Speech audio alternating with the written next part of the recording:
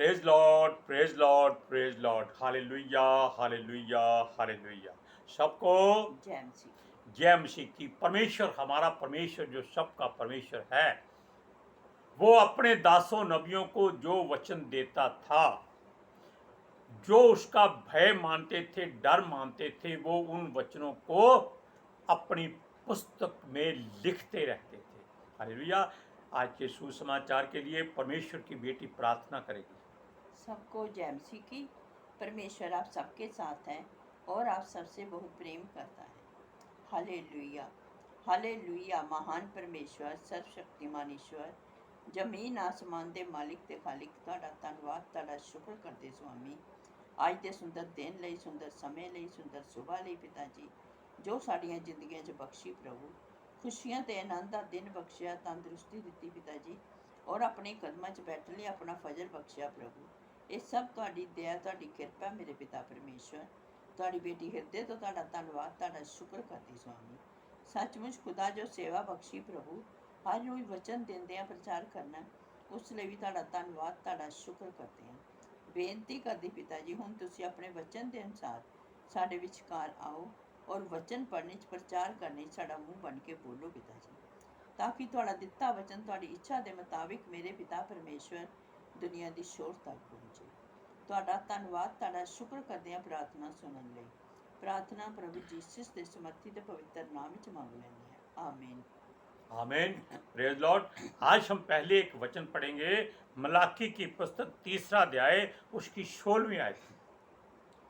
तब यहोवा का भय मानने वालों ने आपस में बातें की, और यहोवा ध्यान धरकर उनको सुनता था। और जो यहोवा का भय मानते और उसके नाम का सम्मान करते थे, उसके स्मरण के निमित्त उसके सामने एक पुस्तक लिखी गई जाती है। हालेलुया। आज हम इस पहरे को, यानी कि जो वर्ष है, इसको हम इंग्लिश में भी एक बार पढ़ेंगे। मलाकी की पुस्तक 3 अध्याय उसकी 16वीं आयत में, 16 वर्ष, Malachi 3। Then those who feared the Lord spoke to one another, and the Lord listened and heard them. So a book of remembrance was written before him for those who fear the Lord and who meditate on his name. Hallelujah. अब ये बात हम बता देते हैं कि हमको बहुत ही लोगों के मैसेज आए थे कि इसको आप इंग्लिश में भी शुरू करो, लेकिन हमको इंग्लिश ज़्यादा नहीं आती है, इसलिए हम इंग्लिश की एक एक वर्ष पढ़ दिया करेंगे। परमेश्वर आपको आशीष दे। अब हम फिर हिंदी में आते हैं वापस। सुनिए, वो हमारे बारे में जो सोचता है, यानी कि लॉर्ड ऑफ लॉर्ड्स जो परमेश्वर है, ऑल माइटी गॉड, वो सब अपने दासों को हुक्म देता था कि इन वचनों को एक पुस्तक में लिखा करो। क्यों? ताकि ये आने वाली पीढ़ियों के लिए एक ऐसा दृष्टांत नहीं बल्कि एक चिन्ह बन जाए जो परमेश्वर की ओर से लोगों को दिया गया है, उसकी चेतावनी बन जाए। सुनिए, वो कहता था इसको संभाल के रखना है। उसका दास जो मिट्टी का बर्तन, अब हम और सब लोग जो है मिट्टी के बर्तन हैं, वो इस योग्य बन जाएं कि वो इस मिट्टी के बर्तन में अपना वो धन रखे जो कभी खत्म नहीं होता, जो बढ़ता जाता है, जिसको चोर नहीं ले जा सकता, कोई छीन नहीं सकता। सुनिए, अब उसका एक खास बर्तन जिसको उसने बनाने से पहले ही अपने मन में सोचा था, उसका नाम है यिर्मयाह। अब यिर्मयाह जो उसका दास है, जब परमेश्वर के लोग जो परमेश्वर के द्वारा दूसरों की सेवा करने के लिए तितर बितर किए गए थे, उनकी सारी बातें वो पुस्तक में लिखता रहता था, और उसके और भी जो आगे सेवक थे वो भी लिखते रहते थे। सुनिए, अब लोग जितने भी वहाँ परमेश्वर की सेवा करते हैं, वो इस बात से दुखी थे, जो दास्तव में थे, गुलामी में थे, वो चीखते चिल्लाते परमेश्वर की आराधना करते थे कि मसीहा तू हमको बचा ले। मसीह का मतलब यीशु मसीह भी है, उसका वचन भी है और परमेश्वर की हजूरी भी है। हालेलुया। वो कहते थे उसको बचा ले क्योंकि वो बहुत ज्यादा दब चुके। हालेलुया। वो कहता है हमारे यहोवा ने हमारी दुहाई सुनी और यिर्मयाह को उसकी सेवा का मौका दिया। किसने? Lord of Lord, almighty God, परमेश्वर। वो अपने लोगों को फिर से अपनाना चाहता है क्योंकि वो उसके बच्चे हैं। परमेश्वर ने उनको तितर बितर किया था लोगों में। क्यों किया था? ताकि वो लोग दूसरे लोगों में रहेंगे, उनकी दास्तव करेंगे, तब उनको अकल आएगी कि उन जो जिनकी वो दास्तव आराधना करते हैं, उनके साथ रहते हैं, उनके देवताओं को मानते हैं, उनमें से किसी के पास ऐसी समर्थ नहीं जो उनको छुड़ा सके। किसके हाथों से? परमेश्वर के हाथों से। इसीलिए वो परमेश्वर की दुहाई देते थे कि हमें बचा, मसीहा तू हमको बचा ले। क्यों कहते थे? क्योंकि वो जान जाते थे कि यहोवा परमेश्वर के सिवाय कोई परमेश्वर नहीं है। हालेलुया। सुनिए, वो अपने लोगों को फिर से अपनाना चाहता है। ये मौका लिखने का उसने सेवा का मौका यिर्मयाह को दिया। और ये लोग वो थे जो संसार में बिखरे हुए थे। परमेश्वर कहता है कि मैं इनको वापस छुड़ाऊंगा। इनकी दुहाई सुनी है, इनका चिल्लाना सुना है, इनकी माफी देखी है। जो हर बार करते हैं भूल जाते हैं, फिर भी ये मेरे बच्चे हैं। इनको वो कनान देश वापस दिया जाएगा जिसकी इनके पितरों को उसने देने की शपथ खाई है। आप पढ़िए यिर्मयाह की पुस्तक 30वां अध्याय उसकी 1 से 3 आयत तक। यहोवा का ये वचन यिर्मयाह के पास पहुंचा, वह ये है, इस्राएल का परमेश्वर यहोवा तुझसे ये कहता है कि जो वचन मैंने तुझसे कहे हैं उन सबों को पुस्तक में लिख ले, क्योंकि यहोवा की यही बानी ऐसे दिन आते हैं कि मैं अपनी इस्राएली और यहूदी प्रजा को बदवाई से लौटा ले आऊँगा, और जो देश मैंने उनके पितरों को दिया था उसमें उन्हें लौटा ले आऊँगा, और वह फिर उसके अधिकारी होंगे। यहोवा की यही बानी है। Praise Lord. अब इन बातों को आप बहुत ध्यान से सुनिएगा, क्योंकि परमेश्वर आपको भी ऐसी ही आशीष दे। हम दुआ करते हैं कि जो बात आपने सोची है, क्या आप जानते हैं आपके हृदय में क्या है? आपके हृदय में कि ये है कि जब यीशु आएगा वो आपको साथ ले जाए। लेकिन इसके लिए परमेश्वर की दुहाई देना बहुत जरूरी है। सुनिए, परमेश्वर इजरायलियों और यहूदियों का सारा दर्द और दुख बता रहा है कि वो कितने मजबूर, लाचार, बेबस और दुखी हैं। ऐसा लगता है कि स्त्रियों की जगह पुरुषों को गर्भ ठहर गया। कितना दुख होता है ये एक स्त्री बता सकती है, पुरुष नहीं बता सकता। लेकिन परमेश्वर ऐसा सोचता है कि ये लोग इतने दुखी हो चुके हैं, ऐसा लगता है जैसे स्त्रियों की बजाय इनको गर्भ की पीड़ा हो रही है, जच्चा सी पीड़ा हो रही है, और ये बालक जन्माने वाले, क्योंकि ये सब लोग अपनी कमर पर हाथ रखे हुए हाय हाय हाय हाय दर्द से चिल्ला रहे। हालेलुया। सुनिए, जो एक अजीब अचंभा वाली बात है, जो हो ही नहीं सकती,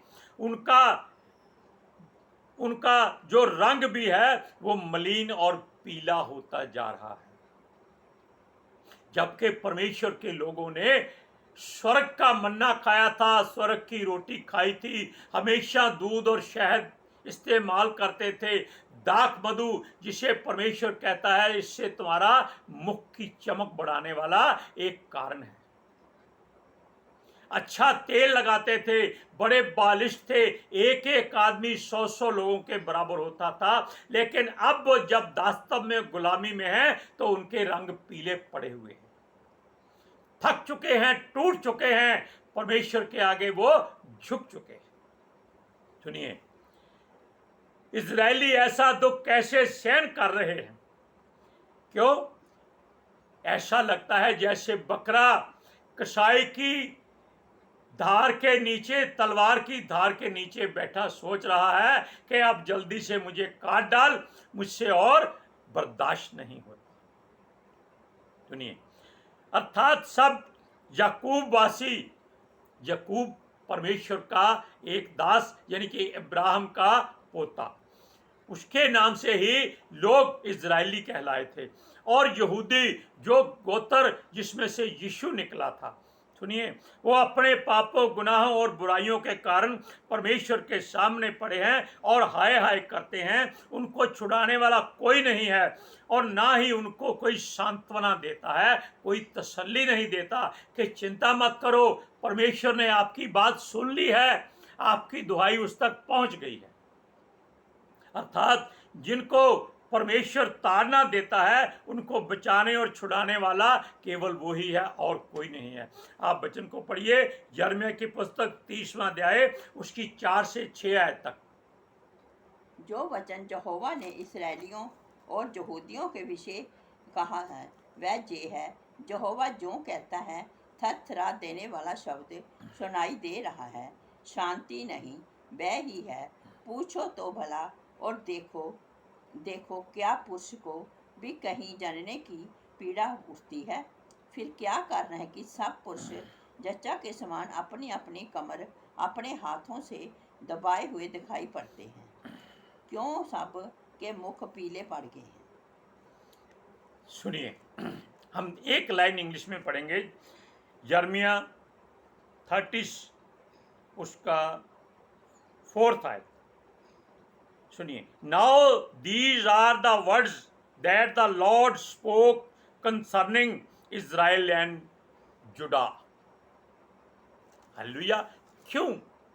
ये परमेश्वर की बातें हैं, परमेश्वर जानता है और कोई नहीं जान सकता। लेकिन हम इस बात के आगे चलते हैं कि तब परमेश्वर ने अपने लोगों की सुध ली, उनका ध्यान किया कि वाकई अब वो बहुत तड़प रहे हैं। उसको मालूम था कि ढीठ लोग हैं, फिर भी उसके बच्चे हैं, ताकि लोग, बाकी संसार की जातियां परमेश्वर को उलाहना ना दे कि उसने उनको बचाकर फिर नाश कर दिया। हालेलुया। ये बातें मूसा ने तब कही थी जब परमेश्वर चाहता था कि वो इन लोगों को नाश कर दे। उसने मूसा से कहा, तू इनके और उसके बीच में से बाहर हट जा, मैं इनको नाश कर दूंगा। लेकिन मूसा ने एक खास बात कही कि तू परमेश्वर है, समर्थी है, तू सब कुछ कर सकता है, इसलिए मेरा नाम अपनी जीवन की पुस्तक से काट दे अगर तू इनको मार देना चाहता है। अब मूसा नम्र था, उनके लिए अपने आप को वो जहन्नुम में भेजने के लिए तैयार था। परमेश्वर को ये बात अच्छी लगी, उसने उनका नाश करना छोड़ दिया। सुनिए, ये डरे हुए कारण ये था, उनके न्यायी वो इजरायलियों को डराते, धमकाते और परमेश्वर के नाम से लूटते थे कि तुम्हारा परमेश्वर यहोवा तुम्हें छुड़ाने नहीं आएगा, कोई तुम्हें बचा नहीं सकता। बेशक वो ऊपर के आकाश और नीचे की धरती का परमेश्वर मालिक है, लेकिन अब उसने तुम लोगों को उनके अधिकार में दे दिया है, उनकी गुलामी करो।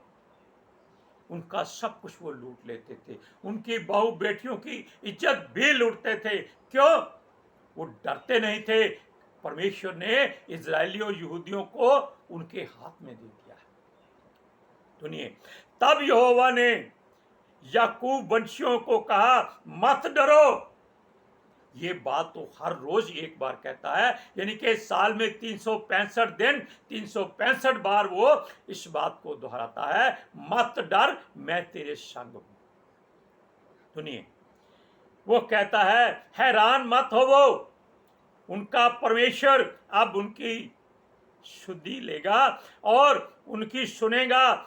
जिस तरह से उनको देश देश में बिसराया गया है, बिखराया गया है या दास्तव में भेजा गया है, उसी तरह वो सबको इकट्ठा करेगा और उनके सारे बंधन तोड़ डालेगा। बंधन होते हैं जो दूसरों की गुलामी में आ जाते हैं, कि शर्तें हो जाती हैं, ये काम सारा तुमने करना है वरना शाम को रोटी नहीं मिलेगी। सुनिए, इस तरह हमारा प्रभु अपने लोगों को संसार में बिखेर कर फिर से इकट्ठा करता है, ताकि वो संसार के लोगों के द्वारा जीना सीख लें कि कैसे गुलामी में रहकर जिया जाता है और कैसे मालिक बनकर जिया जाता है। ये क्योंकि वो वचन कहता है संसार के लोग मसीह लोगों से ज्यादा समझदार हैं, क्योंकि उनके पास तौर तरीके बहुत हैं, व्योमतें बहुत हैं। सुनिए, और वादा भी यहोवा ने किया कि वो उनके संग रहेगा और जिन जातियों ने उन लोगों को लूटा है वो उन सब का न्याय करेगा और उनको सजा और दंड देगा। क्यों देगा? क्योंकि उसके लोगों को उन्होंने ज्यादा तंग किया। केवल मात्र थोड़ा थोड़ा तंग करने की बजाय उन्होंने बहुत उनको एक किस्म का नाश करने की कोशिश की थी, क्योंकि उन लोगों ने परमेश्वर के लोगों को खूब खाया और उनको लताड़ा था। याद रखो, जो बुराई याकूब ने की है उसका भी लेखा वो गिन गिन कर लेगा। कि उसने अपने लोगों को भी एक बात कही कि हे इजराइलियों, हे यहूदियों, जो तुम लोगों ने उन लोगों के बीच में रहकर पाप गुनाह किए हैं वो परमेश्वर उनको भूलेगा नहीं, उनको उनसे बचाएगा, लेकिन जब बचा लेगा तब वो अपने घर में लाकर तुम्हारी डंडे से कुटाई करेगा। हालेलुया। अब इन वचन को पढ़िए, यिर्मयाह की पुस्तक 30वां अध्याय उसका 10वां और 11वां वचन। इसलिए हे मेरे दास याकूब, तेरे लिए यहोवा की ये वाणी है, मत डर। हे इस्राएल, विस्मित ना हो, क्योंकि मैं दूर देश से तुझे और तेरे वंश को बंधुआई के देश से छुड़ा ले आऊँगा। तब याकूब लौट कर चैन और सुख से रहेगा और कोई उसकी डराने ना पाएगा। पूरा हो गया? 10वां। अच्छा, सुनिए, इस वचन को हम इंग्लिश में खास तौर पर पढ़ेंगे। Therefore do not fear, O my servant Jacob, says the Lord, nor be dismayed, O Israel, for behold, I will save you from afar and your seed from the land of their captivity. Jacob shall return, have rest, and he quilt. उनको जरा English कम आती। Quiet and no one shall make him afraid. आपने पढ़ा कि कोई उनको डराने ना पाएगा, जो कुछ वो है वो पहले की तरह ताकतवर और समर्थी हो जाएंगे। सुनिए, वो कहता है यहोवा का क्रोध भड़का हुआ है। कौन कहता है? वचन कहता है भड़का हुआ है और वो न्याय करेगा। और जब उसकी जलजलाहट भड़कती है तब अति प्रचंड होती है, जैसे आग सब तरह का सूखा गीला जला देती है, जो उसकी आग है। संसार की आग पानी में नहीं लगती, लेकिन परमेश्वर की आग ज्वालामुखी की तरह पानी से निकलती है। सुनिए, वैसे ही परमेश्वर की आग सूखा गीला सब नाश कर देती है, परंतु अब दुष्टों को नाश करेगा। जो वचन यहोवा के मुख से निकलता है वो जब तक अपना कार्य पूरा ना कर ले वो वापस कभी नहीं लौटता। इस वचन को हमेशा अपने हृदय में रखना कि जो वचन परमेश्वर ने आपको दे दिया है वो कभी खाली वापस नहीं जाएगा, वो अपना काम करके ही लौटेगा। हालेलुया। सुनिए, परमेश्वर की तरफ देखते रहो, घबराओ नहीं, मत डरो। Do not fear from the whole living person on the land. Hallelujah. अब इस वचन को पढ़िए, यिर्मयाह की पुस्तक 30 अध्याय उसका 23 और 24वां वचन। देखो यहोवा जो जलजलाहट की आंखें जल रही हैं, चल रही हैं, वह अति प्रचंड आंखें हैं। दुष्टों आंधी,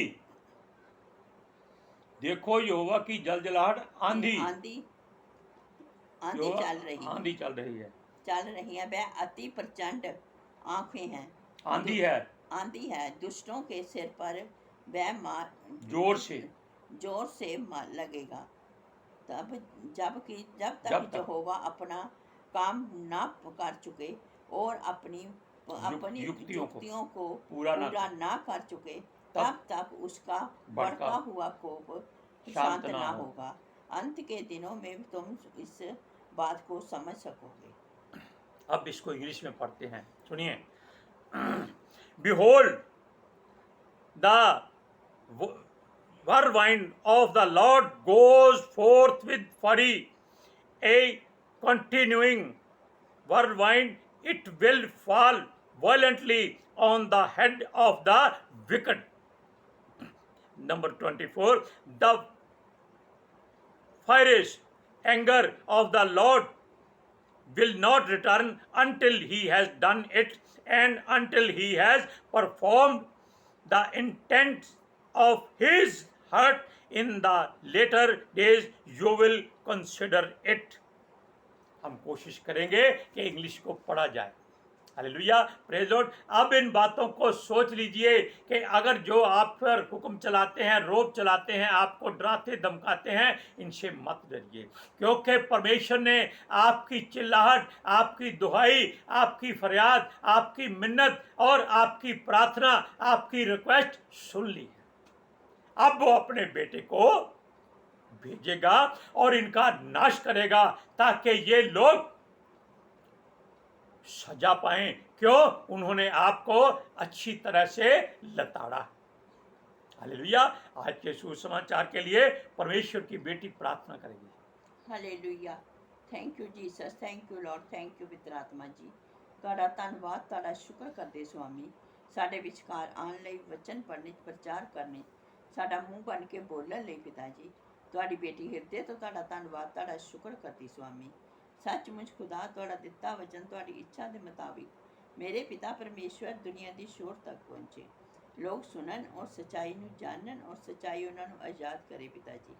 ਮੈਂ ਤੁਹਾਡਾ ਧੰਨਵਾਦ, ਤੁਹਾਡਾ ਸ਼ੁਕਰ ਕਰਦੀ ਹਾਂ ਸੁਆਮੀ, ਔਰ ਤੁਹਾਡੇ ਬੱਚੇ ਹਮੇਸ਼ਾ ਤੁਹਾਡੀ ਸ਼ਾਂਤੀ ਔਰ ਤੁਹਾਡੇ ਅਨੁਗ੍ਰਹਿ ਵਿੱਚ ਬਣੇ ਰਹਿਣ। ਆਮੀਨ। आमीन। Praise Lord. Do not fear from the person who are living on earth, only fear of Lord of Lords, Almighty God. Hallelujah, praise Lord. सबको जय मसीह की। जय मसीह की।